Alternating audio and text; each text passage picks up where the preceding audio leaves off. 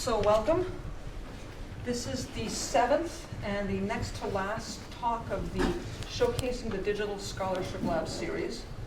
Over the spring semester, Brown faculty and visiting speakers have been, on a weekly basis, discussing and demonstrating ways in which digital technologies, especially those that enable data visualization and analysis, they've been demonstrating how these technologies have been having an impact on their teaching, on their researching, how they're using them to enable new forms of student learning and interaction.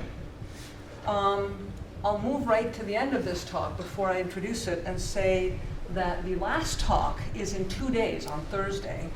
And we invite you to join us to hear Sean Greenlee, who's a professor, assistant professor of foundation studies at RISD, and he'll be talking on graphic sound, which is basically his recent work, which focuses on interpreting visual images as sound. The description says visualization and sonification approaches are intertwined in the creation of these artworks. So that's on Thursday. But more to the point and very exciting, tonight we're very grateful and excited to host an old friend, Andries Van Dam. I'll start with the formal stuff first. Andy is the Thomas J. Watson Jr. University Professor of Technology and Education and Professor of Computer Science here at Brown. He's been on Brown's faculty since 1965 and co-founded the Computer Science Department and was its first chair.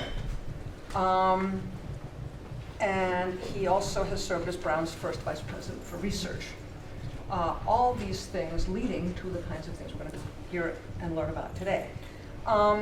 Over 4 decades, Andy's been working on systems for creating and reading electronic books with interactive illustrations for use in teaching and research.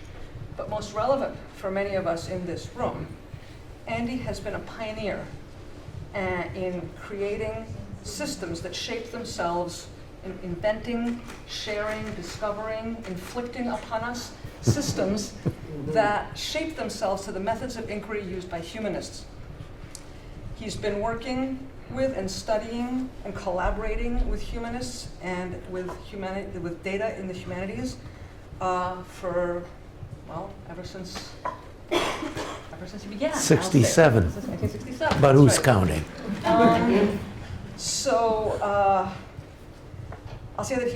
I'll briefly say that he was responsible for one of the earliest hypertext systems, and the first to be used in a humanities classroom.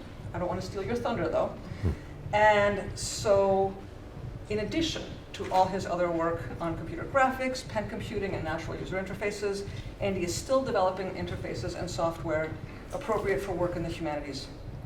But I think he'll do a much better job of describing his oeuvre to us. So, over to you.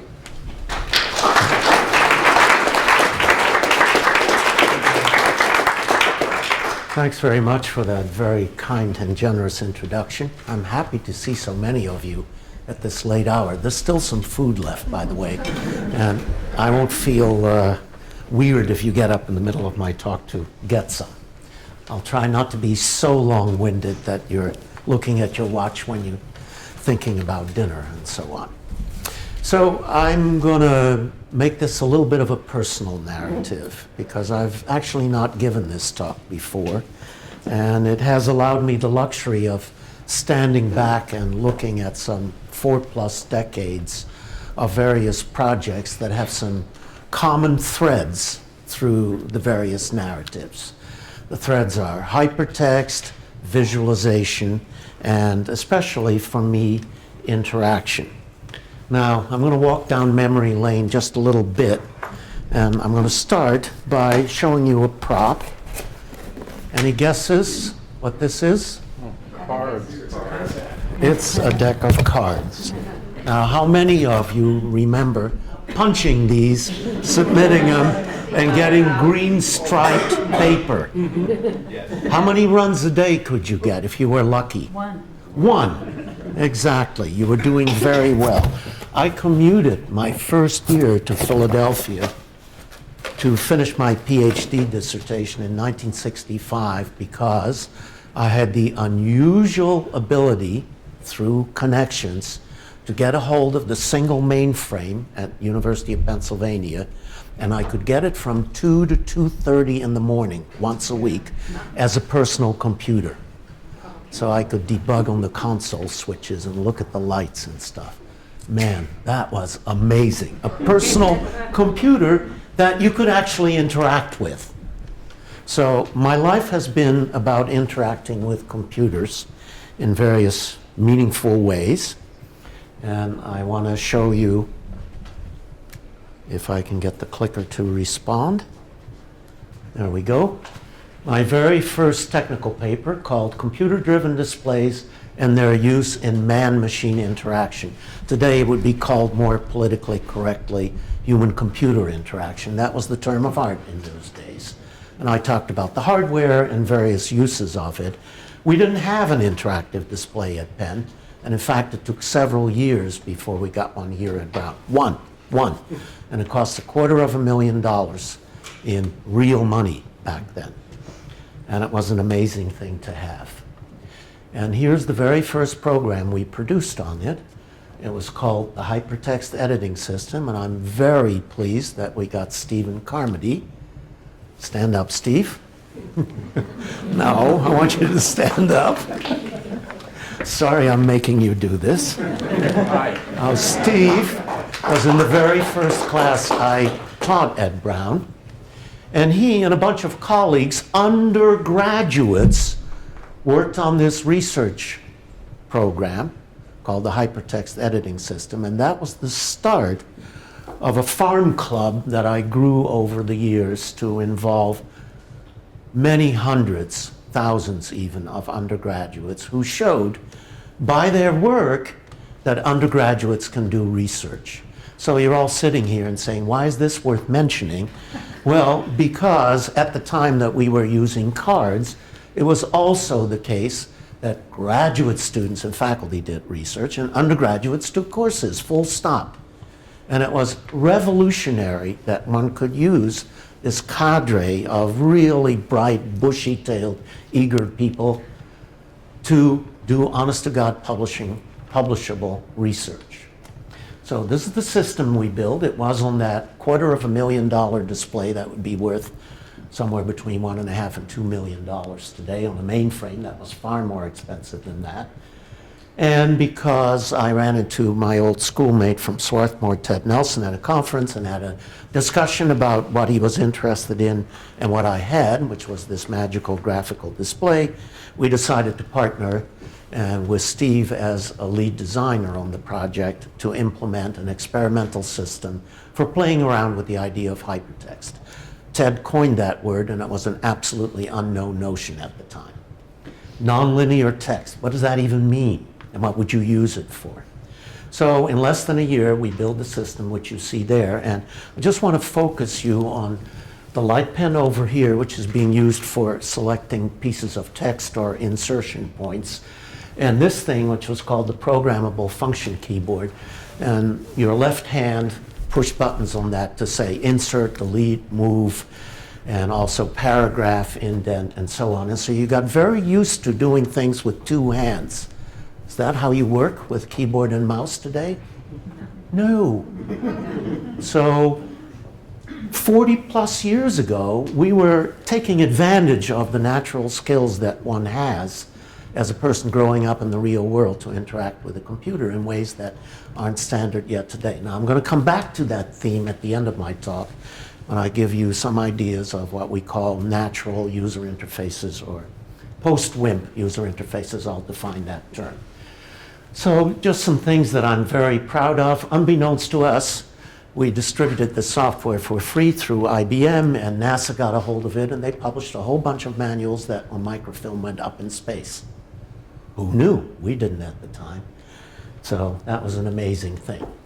We had links. They were one way, and they weren't terribly sophisticated, but we also had the ability to produce print documents because that was really important to us, that we could produce syllabi, technical documentation, and eventually books.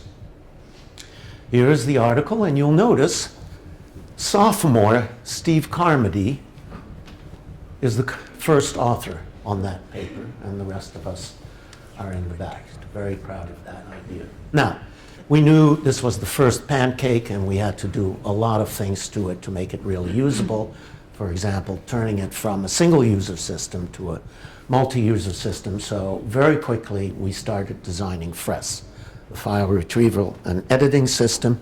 The term FRES came first because it was a bloody memory hog. It used 128K of a 512K mainframe computer, a quarter of the memory. And it ran a complete time-sharing system in that and a lot of other fancy stuff, but we thought that was pretty extravagant. You have a lot more memory in your digital wristwatches, just in case you don't know. So FRES was our second system, and it removed a whole bunch of limitations that the first system had. Multi-user, it ran on everything, including teletypewriters connected over acoustic couplers and 100 baud telephone lines. Yes, we got productive work done at 100 baud. It was amazing. It was interactive. Our links were fine-grained. That means from any place in a document to any other place in that document or some other document, bidirectional. So you could go and you could come back, and there was symmetry between them. They had metadata on them. They were tagged, in other words. We imposed a outline hierarchy as well, if you wanted that, so that you could have section 3.1.415 and then immediately go to 1.6 that we stole from the famous Doug Engelbart, inventor of the mouse, and many of the things that we still live with today. I could give a whole lecture on Engelbart's contributions. We had some simple line art. We had software character generation so that we could generate Hebrew fonts, Greek fonts, and so on.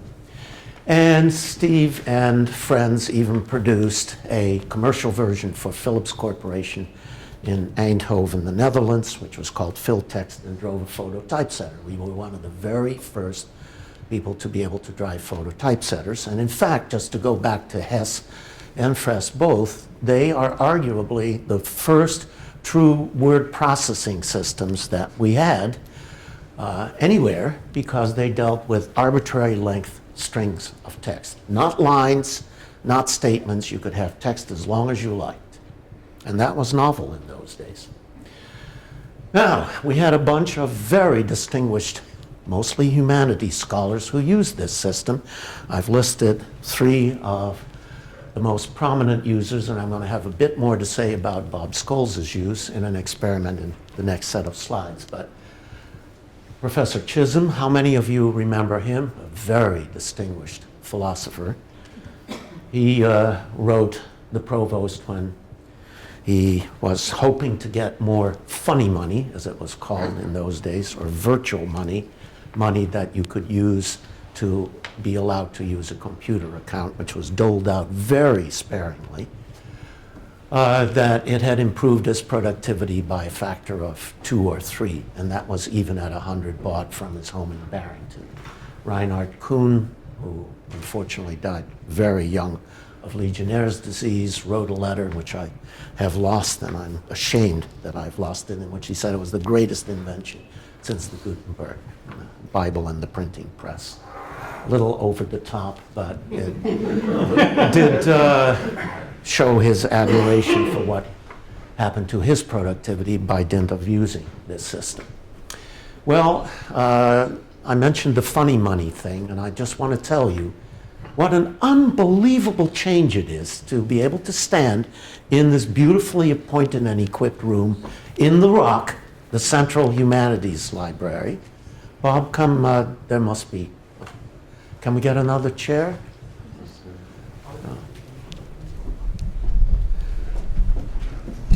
And to have it be just taken for granted that, of course, humanists use computers and that people are willing to build tools for them, that commercial tools help them, and so on.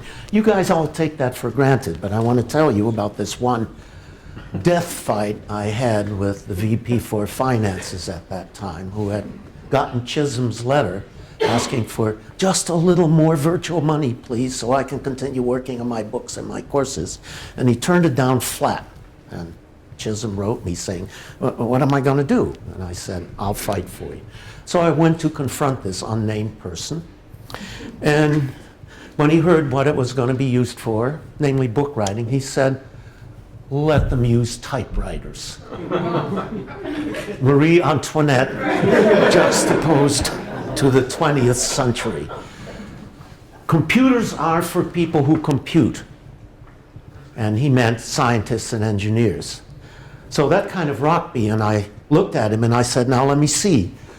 Last time I looked, you were in charge of the libraries and the computing center, and the computing center is supposed to be a public good that everyone in the university can use, right? I didn't get a clear answer on that, and I said, look, you have to let humanities scholars use the computer. They don't use very much time. It's not a very expensive program to run. You need to do that. And he said, no. And I said, look, I'm going to go public with this because this is wrong. So we went back and forth a little bit. The upshot was we got our funny money. And Rod Chisholm produced more books, and so did other people. But I just want to tell you how far we've come. It's really deeply personal to me to see you all sit here and to see many of you in this field and using computers. And I don't ever want you to take it for granted. I guess that's the moral of the story. But it's lovely to see change in technology as well as change in mindset. Okay, that's a little bit about the early parts of FRES, but now I want to tell you about this grand experiment that Bob Scholes started off and for which we got funding from the National Endowment of the Humanities. I'm one of the few computer scientists, I bet you know, who had NEH funding once upon a time. And what it's about is a course that Bob taught, which learned a little bit from an earlier course that George Seidel taught, in which all the materials of hundreds and hundreds of poems and critiques on those poems were stored in a hypertext database with lots of annotated links. And then we had three groups of students, one who did all their work the traditional way, one who were able to read materials online, but they did all their writing the conventional way, and then our group, which did all their reading and writing online, and 3 times per week they commented on the poetry and on each other's comments and on the instructor's comments. And they established what was absolutely the first electronic scholarly community. And that's what's written about in this paper by one of the 2 teaching assistants, James Catano. Both he and Nancy Cumley became professors of English, one at Queens and one at, I believe, Louisiana State University. And the thing that delighted Bob Scholes above all else is the fact, not just that our group had many fewer cavities, but that they wrote. They wrote 3 times as much as the people in the control groups. They expressed themselves informally, but they expressed themselves, and he felt that was a first-order good result.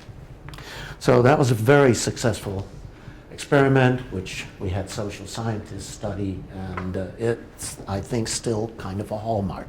Lots of people worked on it. And one of them teaches law at University of Minnesota. She was the primary techie, didn't stay techie. And that's a little bit of the early hypertext systems, but more is coming. And some of that was influenced by a very fundamental paper by Alan Kay, a computer scientist who worked at Xerox Palo Alto Research Center in California. And in 1968 or 69, he came up with this science fiction idea that someday computers, instead of living in rooms twice the size of this, would become portable and we'd carry them around, even carry them on our belts or in our pocketbooks. And here you see his little sketches, and he wanted this to be usable by school children. And we all read that and we thought, yeah, sure, someday, a very long time from now. But in fact, it all happened sooner rather than later, and by about the 1980s, I began to believe that it might actually be possible to do it, and so I commissioned a RISD ID student to build a mock-up of what a laptop of the future carried around by a maintenance and repair technician might look like. You'll see slots for memory cards. There are probes in here, and it was all oriented towards electronic maintenance and repair of shipboard equipment, because our sponsor show you that in just a moment. It was Office of Naval Research. This is a hypertext. It's primarily, unlike Hess and Fress, visual, and the idea was that we would provide proceduralized maintenance and repair instructions electronically, where a technician would have some state stored in the system and would choose paths, and based on what he or she already had done would be led in different directions. So it was quite a sophisticated kind of system, and here you see some of the screens that we kept. One of the wonderful undergraduates who worked on this was the late lamented Randy Pausch, who is famous for the last lecture. In case you've not heard or seen that, I strongly encourage you to do so. Anyhow, here are some things about that. Pictures, animations, timelines, miniature icons automatically generated, context-sensitive trails through the hypertext, so that the system, as I said earlier, knew something about you and what you had already done, and also knew about the task that you had to perform, different levels of access control, and it had a trail of breadcrumbs to know where you had been. Now, switch yet again to another little bit of early history that many of you may not know. Around the early 80s, when raster graphics displays made pixels with color starting to come up, there was the notion that we were going to have workstations. And workstations were personal computers, but they were still pretty expensive, $50,000 at the time. And Bob Sedgwick in our department came up with this crazy idea that we should build an electronic classroom and populate it with these expensive workstations and use them during the course of a lecture to illustrate algorithms. He called that idea algorithm animation. And so I raised the money for that idea, and fortunately we were at a time when people were very experimentally minded. We built that lab, we taught in it for many years. We built a second lab called the Sun Lab in the CIT, which isn't used much for lecturing anymore, alas, but we did it twice. And this whole idea of workstations are really the way to go, because they're personal, they're graphical, they're highly interactive, and their cost is coming down.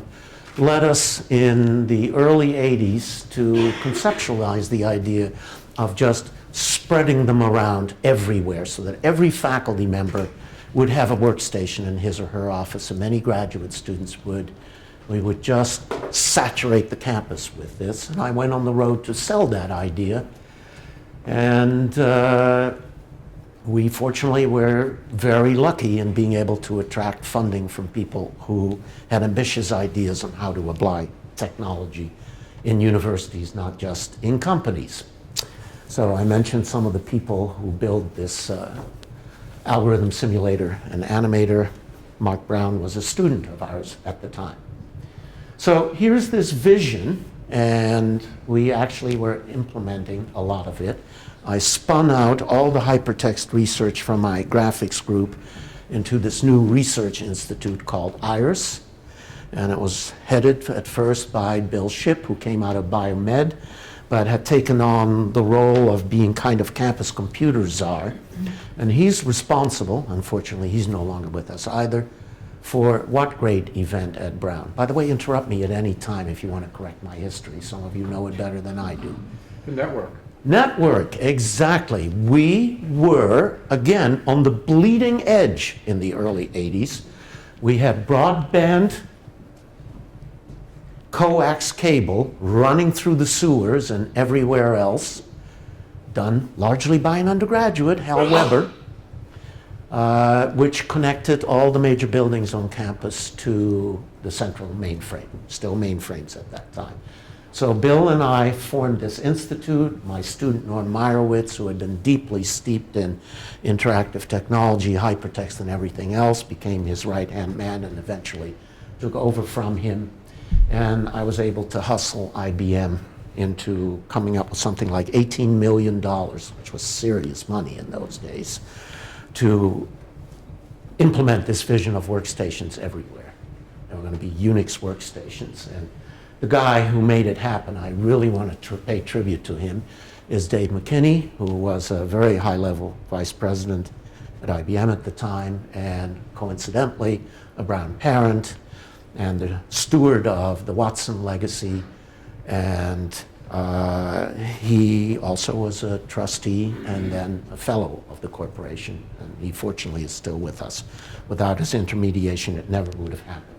But all of a sudden, we were part of the big three. They were MIT, CMU, and Brown, and collectively we were called the workstation schools because we shared this vision, but Brown implemented it first. We beat MIT and CMU by multiple years.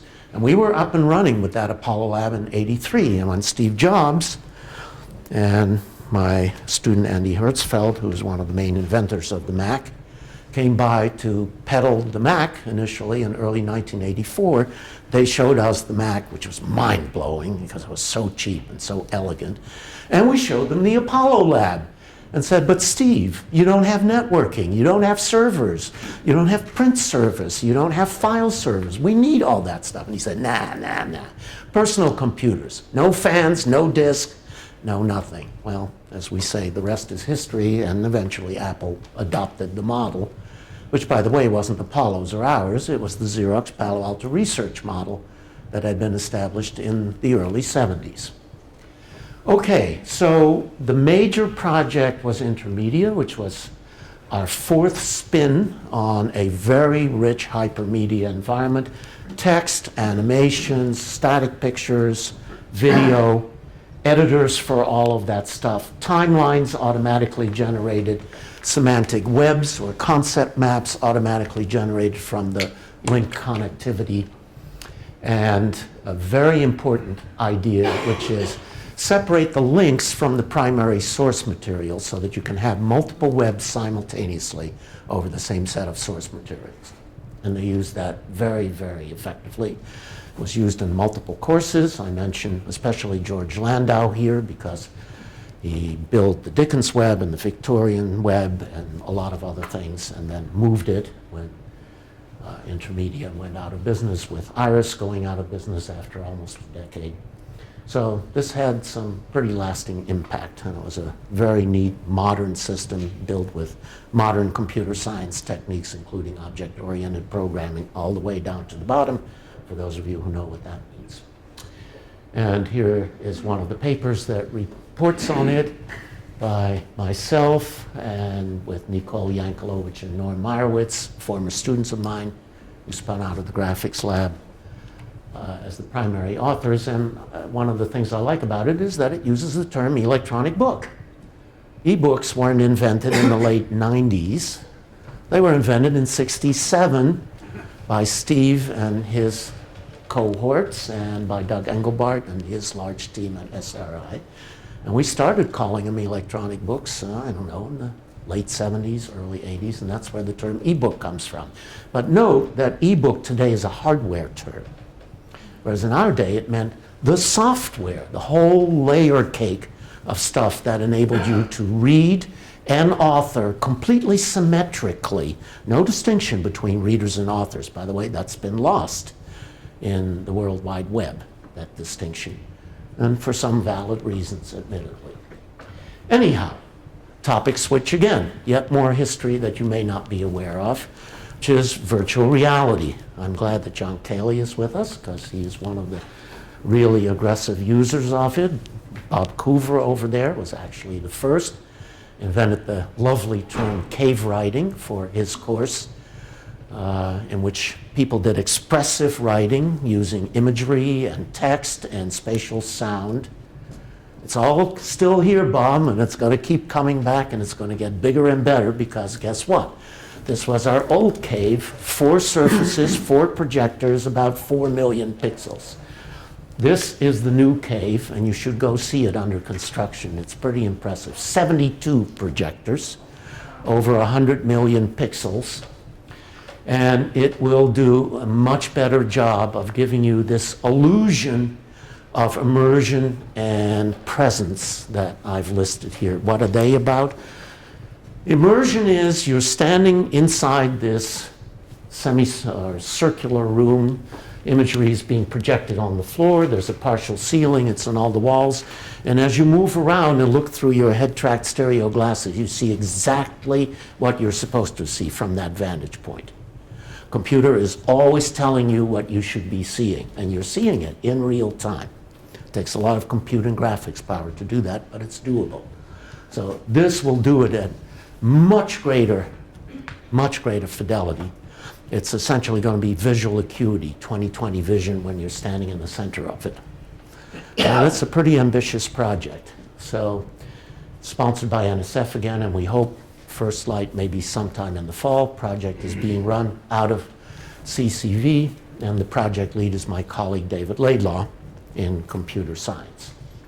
So just want to point out that all that work that Bob started and that John has continued with creative expression, plus all the work in scientific visualization, let me not minimize that, sort of the conventional uses of virtual reality, all that stuff is going to blossom in this much fancier environment. Now, let me talk about two of the projects that we did with the old cave, and I'm honored by the fact that one of the principal users, Martha Jukowski, is here. Martha, where are you? I'd like you to present this set of slides, please, because you're the one who knows this stuff. Thank you, Andy.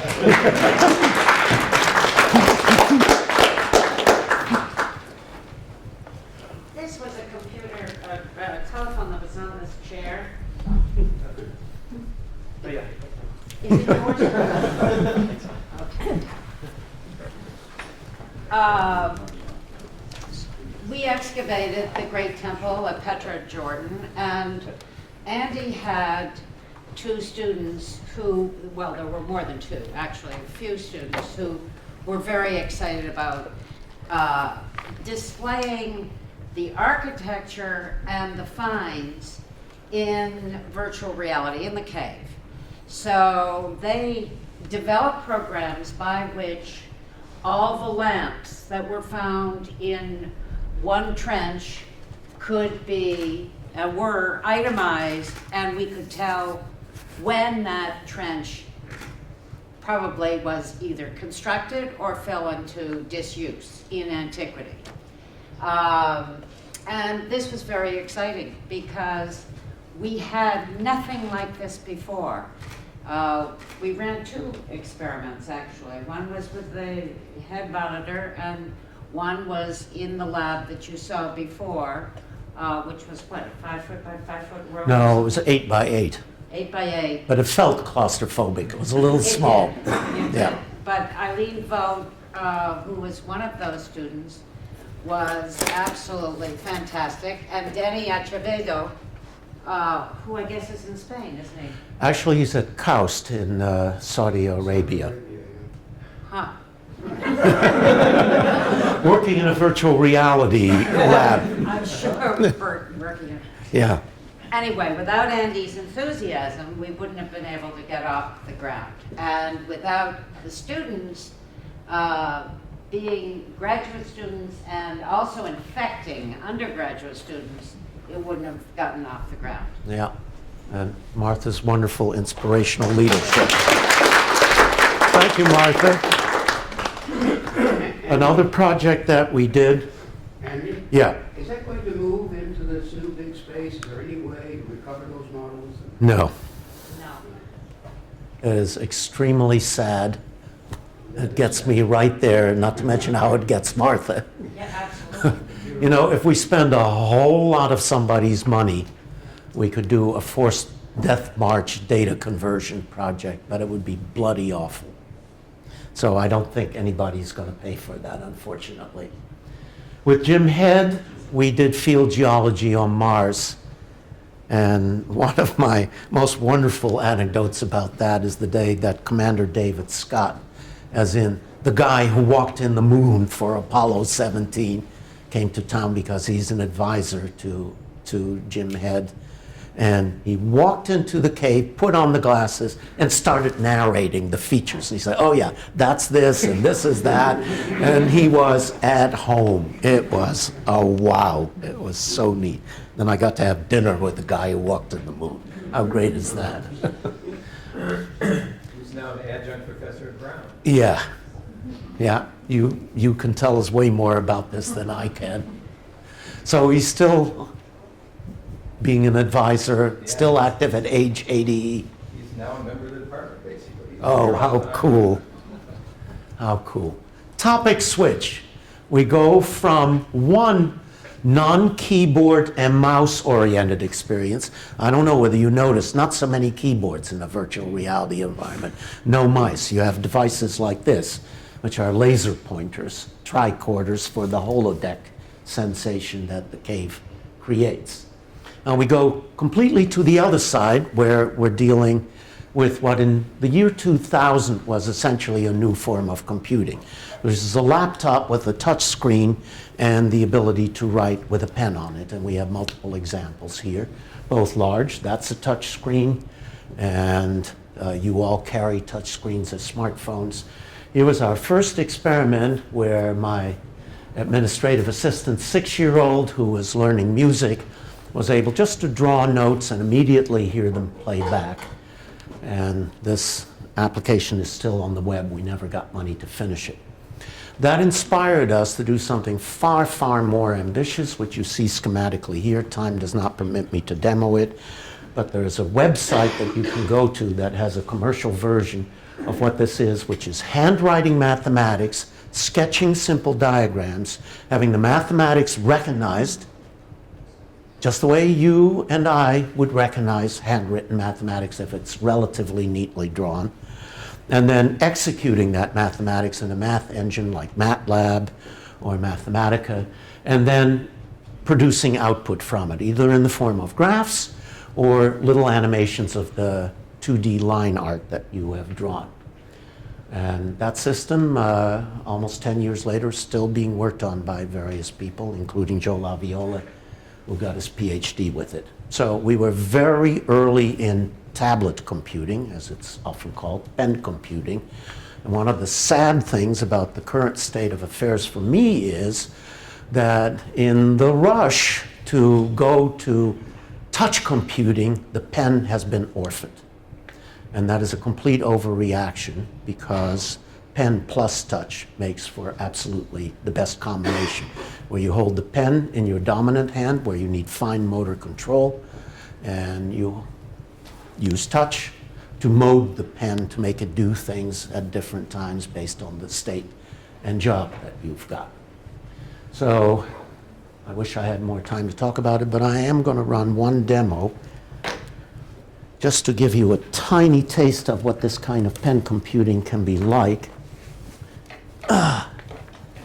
Let's see if we can get this plugged in. Patrick, I sort of sprung this on you because I forgot about it. Forgive me. So we worked for about 5 years on MathPad and its successors. And what I want to show you now is a project that we engaged in with Matt Zimt in the chemistry department to essentially apply the same techniques. What do we come out of? We're looking for a cable. I've rattled on and nobody has taken issue with me or asked a single question. That's very bad. Come on. I got a vamp here while we find the cable. Help me out. All the way in the back. Curiosity, when will the new cave be open? The new cave is supposed to be open last year at this time. The actuality is different, and my guess is sometime in the fall we'll start seeing results, but I don't think it will be in full use till a year from now. This is standard VGA. So what I'm going to do, just to give you the sneak preview, is a very simple exercise. I'm going to, on this little piece of graph paper that I hope you can see very soon when he switches sources. By the way, thanks to Patrick for doing a wonderful job over multiple weeks helping us with the AV. What I'm going to do is draw a simple carbon backbone like so. Notice I drew it very crudely and it immediately got prettified. There are carbons and hydrogens and stuff that I don't even get to see. And now I'm going to draw. My hands start shaking after a while. And there we go, finally, the wedge. It's coming out at me. I'm going to say what is at the end of that bond. It's a bromine. So this is a meaningful molecule diagram, but it doesn't give us much insight. And if you're a beginning student struggling with learning orgo, what you have to do is take this two-dimensional representation and map it to a 3D molecule.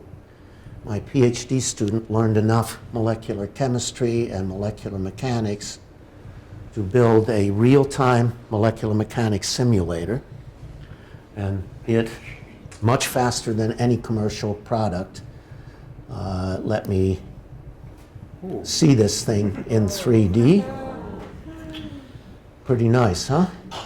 And one of the things that the chemists talk about, and by the way, I know nothing about chemistry, so don't you dare ask me anything about this. They study the state in which the molecule likes to be in terms of the various angles that these subgroups make around their axes, like this guy over here. So what I can do is pick that axis and twirl that subgroup, and perhaps you can see that in this energy curve, there's this little asterisk. The molecule likes to be in a conformance that is minimal energy. So you can see exactly what that bond angle should be like. There's a head-on view of it, and I've already forgotten what the name of that guy is. Okay, all done with the pen, no typing, and I could have also used a little bit of touch, but I'm out of time, so I'm going to keep rolling. Okay, we can take this off and go back to the slideshow if you don't mind. All right, so that was a little bit of music, mathematics, chemistry, we had drawing programs, and a bunch of other stuff. And what I've done, oh wow, there are live demos coming. I'm, as usual, much too verbose and running over. I'm going to have to condense down. All of these are little examples of how we go beyond what is called conventionally WIMP graphical user interfaces. WIMP standing for Windows, icons, menus, and pointers. And that's the sort of standard user interface that we've been using in the industry since it was first invented at Xerox Palo Alto Research Center in the 70s. And I've always thought, how do we go beyond that? Because WIMP interfaces don't make much use of our human capabilities. They're not bimanual. Every once in a while you hit a shift key and do something with the mouse, and that changes the meaning of what you're doing with the mouse, but that's about it. They don't listen to you, you can't talk to them, you can't gesture, you can't write, you can't do any of the things that come naturally to us. So there's got to be something better, and what I'm going to do is give you a sneak peek at sort of what I think the spectrum is of things that we can expect in the future, and then land on a couple of live demos that are here and now and that illustrate what we can do with contemporary equipment. So starting with WIMP, that's what we've got. Mouse in one hand, keyboard in the other, but you never use them simultaneously. An example of going well beyond the WIMP interface, post-WIMP or natural, is a professional artist, designer, architect, who needs to sketch. That's the way they express themselves, and typing for two-dimensional languages is an unnatural act. You can do it for chemistry, you can do it for math, but it sure is beaten by just handwriting what you want. Far more natural. And you're all familiar with, if not pen, at least touch. Everybody knows about game controllers. They're certainly not keyboard and mouse. And more, we're getting interesting gestures to be part of the vocabulary. For example, circling something to select it, or scribbling over something to erase it, or panning and zooming, pinch zooming it's called, or flicking. You've all learned those gestures, and if you haven't, your kids or grandkids have. And it's becoming part of our lingua franca in the computer business. Here are connect gestures in 3D. You're not holding a device. There's computer vision that's behind the scenes, looking at your skeleton. It's deducing where your skeleton is, where your hands are, where your joints are. And Here you're controlling a raft going down whitewater by your body motion. Speech, I believe, is very important, and I love these examples of Siri. How many of you have used Siri? Not so many. Okay, it's a so-called agent program that runs on iPhones, and Androids have, and Microsoft phones have equivalents. They have pretty damn good speech recognition, but the AI, the artificial intelligence, is just awful. So they're very early. I love these examples. What are you wearing? Aluminum silicate glass and stainless steel. Nice, huh? Which is a pretty nice answer to a fresh question. This one actually works. You can try it. The previous one. Where do babies come from? And it says, I found 8 baby stores. It tells you where you buy baby clothes. Not there yet, not ready for prime time. Even getting directions from it are very difficult, but this will get better over time. One that's going to be very big is augmented reality, and one of my students who worked on the electronic document system, Stephen Feiner, now at Columbia, is one of the world authorities on this form of, it's related to virtual reality, but it's called augmented reality, where you hold up your smartphone, the camera recognizes where you are, and it superimposes information from the computer so that you get an annotated version of, in this case, a particular canal in Amsterdam. It tells you about it. Here's Thad Starner about 15 years ago when he was the crazy guy from MIT wearing a special bit of headwear with a tiny, tiny LCD screen right in front of his eye, which he could read, plus some other computing equipment in his backpack. And lo and behold, it's going to come out as Google Glass. How many of you had heard of Google Glass? Yeah, quite a few. Well, that's his and his team's idea, and it's going to be commercialized, and it could be quite big. I'm a little two-minded about it, but it's definitely going to hit. Finally, I just dissed the agentry behind Siri. How many of you ever saw this wonderful vision video called The Knowledge Navigator that John Scully produced? It's still a great piece, and you ought to see it. You can get it on YouTube. It's a vision of the future in which a human intelligence, here modeled by that talking head, this is all a mock-up. They never did any of it because most of the stuff is bloody hard. But the idea is that the assistant interacts with the professor, shown here in a very human and natural way, and gets information and is scheduled, and it just feels really good, and we're heading towards that future. It may take a long time, but here's a Microsoft implementation which actually works pretty well. This is the virtual receptionist. This is what the vision program sees. It sees faces, it can do face recognition, it can do expression recognition, speech recognition, and you can ask it, for example, please send the shuttle around to building 99. I need to go to building 28 and I need to be there for a meeting in 15 minutes. Can you do it? And the right stuff happens. We'll see more of that as time goes on. And then rooms like this, except with far more display surfaces, and instead of this, where when I do this, nothing happens, they will be touch-enabled and pen-enabled, and as large as the surfaces on this room, and these surfaces will be touchable and writable, and there will be video cameras. It's a little intrusive, yes, I know, but it will be an aware or sentient smart environment. These are some of the things on the spectrum, and now with no remaining time, I want to take you through our live demos and some projects. And this, I'm really sad that Harriet isn't here herself, but she's the one who got me and my teams engaged in this new quest to deal with a problem that she had. She owns that incredible piece of art. It's the length of a football field. It lives in an air-conditioned vault. It's too fragile to enroll because it's painted on wallpaper. I've seen it once live for a very special exhibition. It is glorious, glorious colors. And she called me about 3-4 years ago and said, I've heard Microsoft is coming out with this touch table called the Microsoft Surface. I have this humongous piece of art that I had digitized, but I have no way of displaying it in any reasonable fashion. Do you think you could make it available on this touch table? And I was intrigued, and the rest, as they say, is history. So that is the Garibaldi panorama, and the world expert is Massimo Riva, sitting in the back, and he can tell you more about the Garibaldi panorama than you would ever want to know, and it's all fascinating. He teaches courses on it. He runs tours around it. And what I'm going to show you is a progression that went from, let's see the Garibaldi panorama on the Microsoft Surface, to a much more sophisticated version that Massimo used in his course on Garibaldi 2 years ago. And that was shown in an exhibition on the future of digital scholarship at the British Library for 9 months. And we have completely re-implemented it, and it's called TAG, and it's much more general.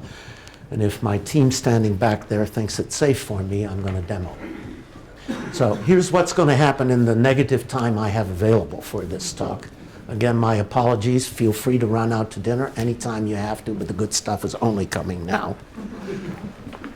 First tag on the Microsoft Surface or any other touch surface.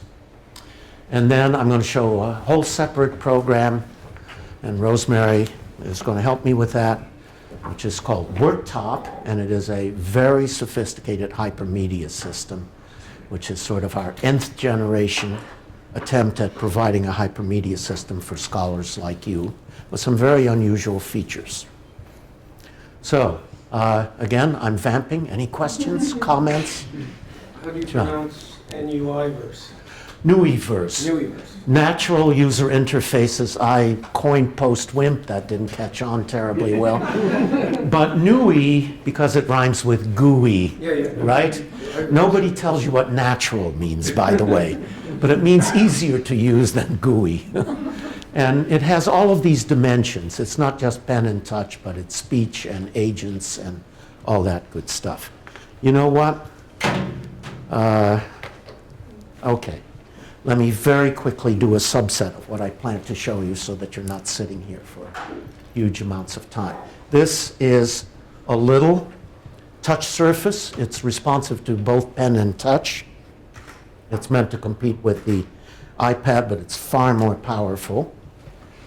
For one thing, it has a complete operating system, and you can do anything you can on a conventional desktop, which is definitely a help in everything that we do. And what I'm going to do now is at least show you a tour of the Garibaldi exhibition. And then, given the time, I'm not going to show the way in which we author the simple demos and tours. But for anybody who would like to see them, we're all going to be hanging out here afterwards, and we'll show them to you. Now, unlike the Garibaldi and Lat's predecessor, all the information is stored in the cloud. So sometimes you're going to see a little bit of a hesitation because everything is streamed in live. Garibaldi is big, 2 football fields worth of information, right? About 50 gigapixel, a lot of pixels. But we designed our system so that size didn't matter and that we could page stuff in as we needed it using a Microsoft technology called Deep Zoom that lets you build image pyramids at various degrees of resolution. And you're all familiar with what we in the trade call progressive refinement. That means you bring in a crude representation first, and then while the person is watching, it gets crisper and more detailed so that they don't get impatient. And that's what you're going to be seeing. So I'm going to do 3 very simple shows for you. The first one here is called the Universal Scroll, and it's an example of an illustrated manuscript that we got off the web. It's not super high res, but it's pretty good. It's certainly very readable. Okay, come on. I'm waiting for it to stream in.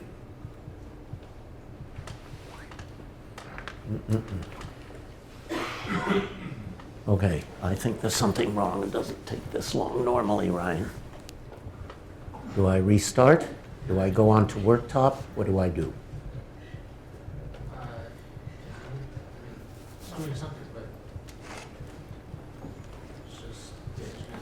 I'm going, oh, you know what? Did we connect the internet back in, or did we neglect that little step? Oh, no, don't do it on Wi-Fi. It'll be too slow in here. Here, log me in. Okay, vamping again. Sorry about that.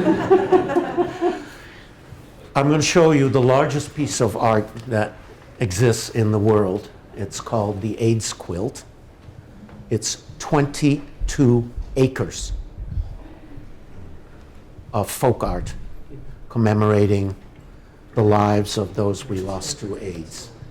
And it cannot be seen in its entirety in any physical space that we have. And I mean we in the nation's capital, where they display it in strips. So we were asked by the foundation that controls the AIDS quilt, can we make it available digitally?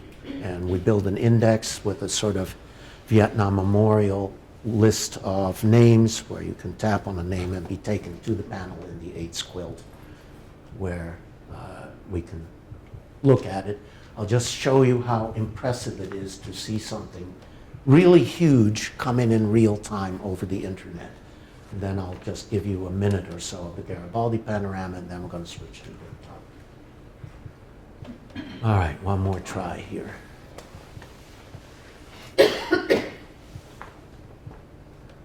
So we're content agnostic, and this is a gorgeous Chinese scroll, which is their national treasure. It's a 13th century,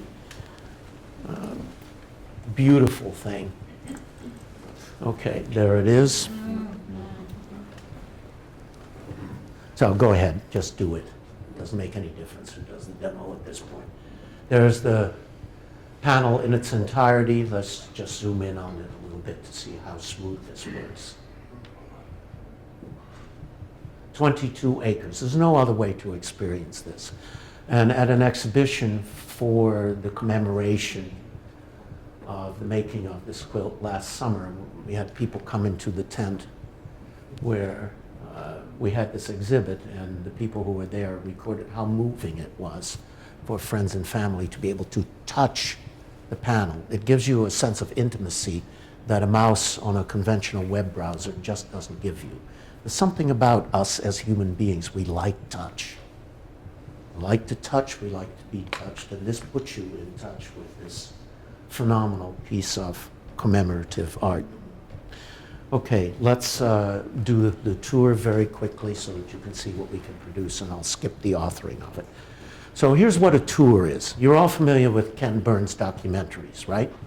And while we'd love to have Massimo narrate live every time that we want to show it, the Garibaldi panorama, for some reason he seems to be preoccupied and busy, or on leave, or on travel. So we decided we had no choice but to essentially record tours ourselves and make them available. So I'm going to show you one. And think Ken Burns. That was our model. Panning and zooming. We need audio. Yeah, is there some on audio play? It should be coming through the HDMI. Oh, it's coming out of the surface right now. Okay, well, we had it running off the Surface before. We did. We have to make adjustments to the operating system. Okay, we had to make software adjustments apparently. There is a narration track going on. We're popping up assets. We're doing slow pan zooms. We're putting digital ink on places where you're supposed to be looking.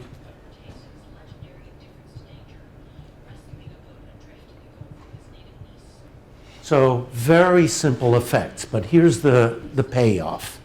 By restricting our visual vocabulary, we make it possible to create an authoring system in which people essentially have about a 1 to 2 hour learning curve. It's not Movie Maker. It's not anything nearly that complex. Essentially what you get, why don't we just at least show the timeline so we can see the visual vocabulary, and won't take time to do it. What you're going to get is a timeline with a time head that you can scrub with, and you get parallel tracks for each of the assets. There are keyframes so that you can control how long a particular view stays up and what it morphs into. So you travel between one keyframe and another keyframe, and you do smooth interpolation, and you can overlay ink. And that looks like we bombed? Yes. Okay, never mind. Okay, we made a huge number of changes last night because I'm too ambitious and I wanted to show the latest and greatest stuff, and that turns out to have been a dramatic mistake on my part. So I apologize for that. Okay, let's bail out of tag and put my slides back up for the finish. We'll take 5-6 minutes for that, please.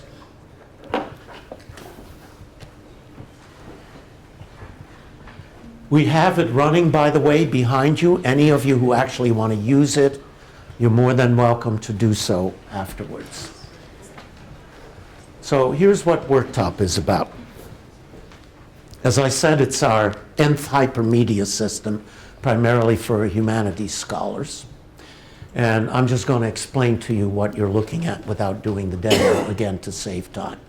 First of all, it's a hypermedia framework. So what you're going to see is text files, PDFs, Word files, and their editors, so that you can do all of Word's functions in a Word file. You can scroll in a PDF file.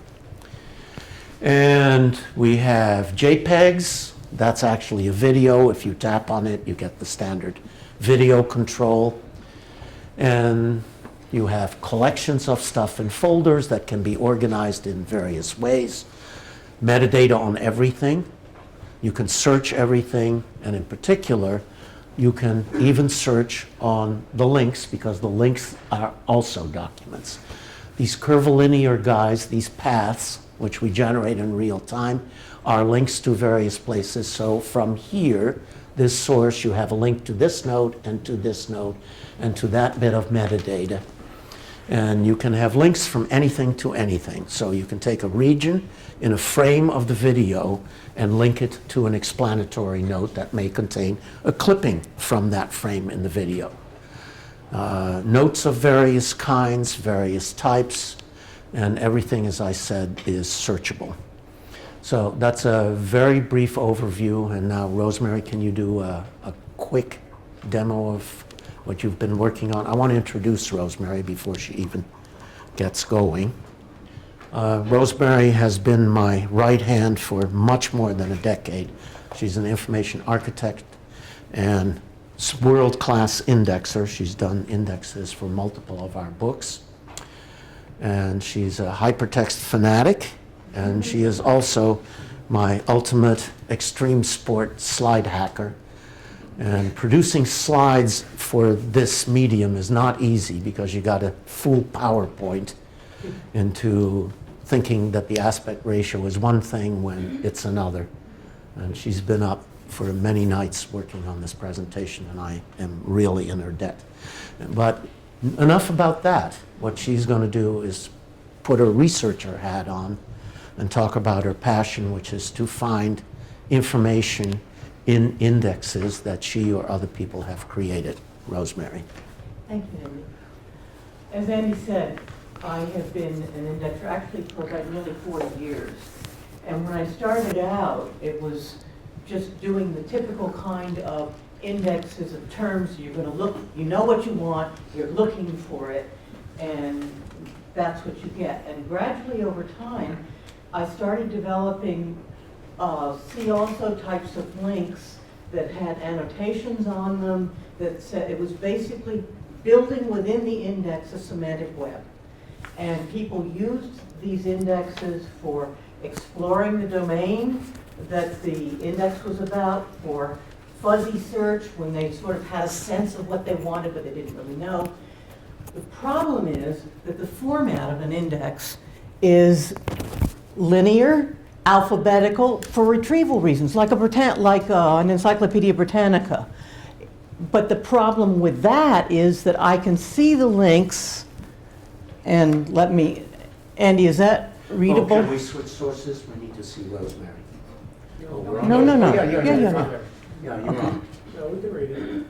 Okay. Here's an example. There are no comments, annotations on these particular see alsos. But analysis has abstractions, exploring, exploration, identifying, modeling, representation, semantics, visualization, and so forth. That's fine. But what you can't see in an index is all over the index there are terms that refer to analysis. And there's no mechanism within an index to allow you to see that, and I wanted that. And so that's what I have been doing as I've started to work with Worktop, and I'm very much of a beginner in it, so this is my first project with it. But what I did is I did a search on analysis, and let me zoom out here just a little bit so you can see the scope of that. And the search produced all of the links that are within the index, including the links that come into analysis as well as the links going out from analysis. I commented on it and linked that comment to the table folder that actually generates that set of links. Now, one new thing you can see here is that the link which is, as Andy said, a document, has the annotation in it. But the interesting thing here is that because I have the note linked to that, I can also then start adding comments and questions and things that relate to this. So I have structured annotation on the link that I can search. I can search for all the annotations on the link that have a particular characteristic. I can also search on the notes. One nice thing about this particular table form is that I can also find out how many links there are. There are 35. And then I went over and I did a search just to find the incoming links. And that I can also find out how many there are there, and there are 28. And what I'm seeing here is yet another table, which is useful, but the way my mind works, when I see a table, I'm looking in a very narrow way at term after term. And I wanted to see, like when you go into a library and you're in the stacks, and you see things out of the corner of your eyes, and things get triggered that would never have been triggered if all you had was a card catalog. And that's what I started working with over here. By the way, she has an indefinitely large space, unlike a conventional desktop, which doesn't have hypermedia links, and which is limited in size. She can use as much real estate as she wants. And I do. So what this is, there's a very nice tool called the light bulb tool, which allows you to show and hide all of the links. Now, this is, I don't know how many of you know some of the parodies on Hypertext in which you see this blooming mass of confusion of all the links. But for something like this, see, the links are behind, and I can look over there, over this collection, and insights start coming, associations start forming, and I start making another kind of link, which I call an explore link. I'm sorry, not a link, a note. And I'm starting to evolve my own metadata terms, because I can define metadata here. And I make comments on things I want to explore further, questions that I have, and I can search on that later. So this is just, I'm just starting to begin to get the feeling of how I'll be able to build this semantic web in here. Now, that's a tiny, tiny amount of the tool set that's available to me. But one last thing I want to mention, and give thanks to Massimo for this, is that Massimo and I apparently have a similar working style in that I like to capture my process as it goes. I want to be able to trace the trajectory of how my thinking changed over time. And Massimo got Bob to develop something called the toolbar, or the top bar, excuse me, in which I can take a snapshot of what my environment is right now with everything that's in it. and come back to that later. And I'm starting to use that in some very powerful ways because it has the additional advantage that it allows me to not only go back to what I had, but I can also work with the material as it is right now. And this is something I've never seen before. I don't really know yet how I'm going to use it, but it's very exciting. So, Any questions for Rosemary? yeah. Is that the size of the monitor that you usually work with? No, no. Oh, okay. I was going to say that. No, I have a little MacBook Yeah. and a side. But Caroline, in fact, bigger is better. Yeah. And Definitely. these kinds I of think that's displays are going to be absolutely routine. I just want to point out that a 35-inch Dell touch monitor is $300. And we're so constrained by looking at these little screens. We can't see enough.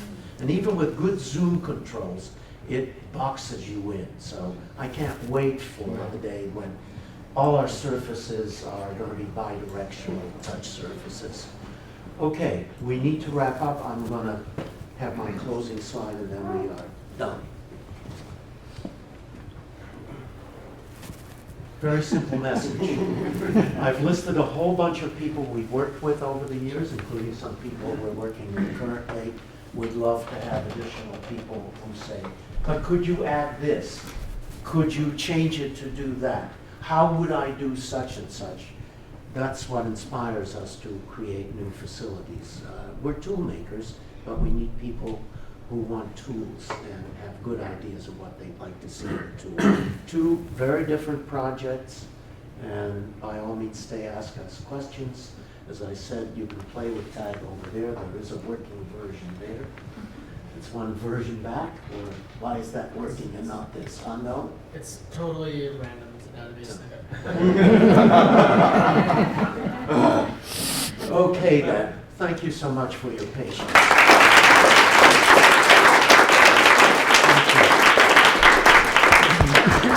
Rosemary's the hero of the piece. Questions, mingle, whatever. Steve? I'm curious.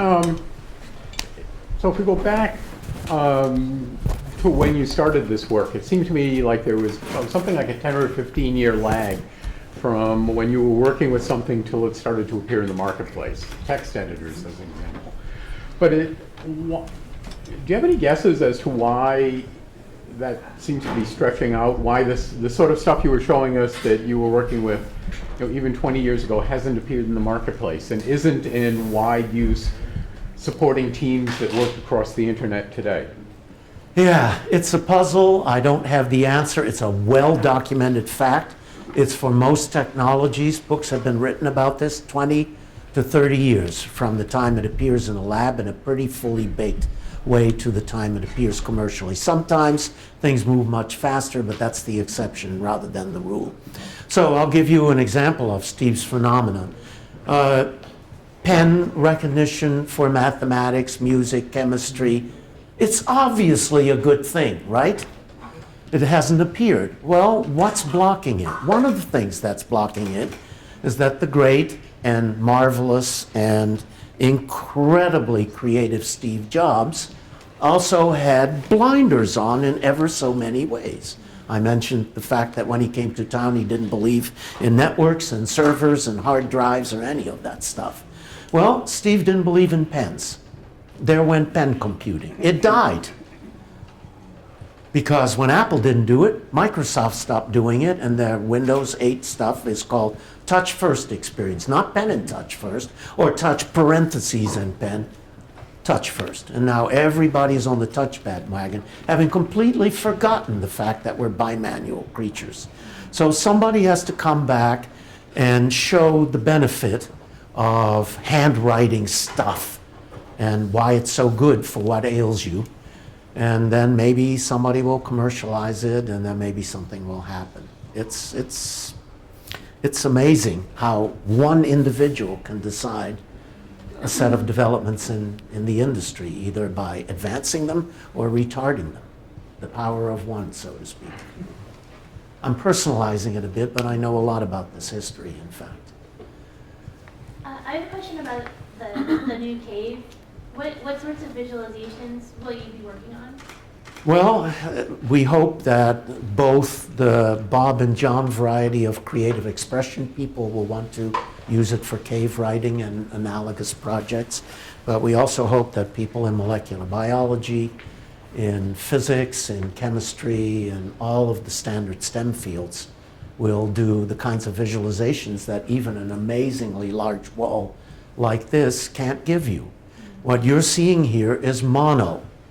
And you know, if you've ever been in an IMAX theater showing a 3D movie, you will remember how different looking at the space shuttle in 3D is, a large screen, than it is sitting watching a mono picture. It's dramatic.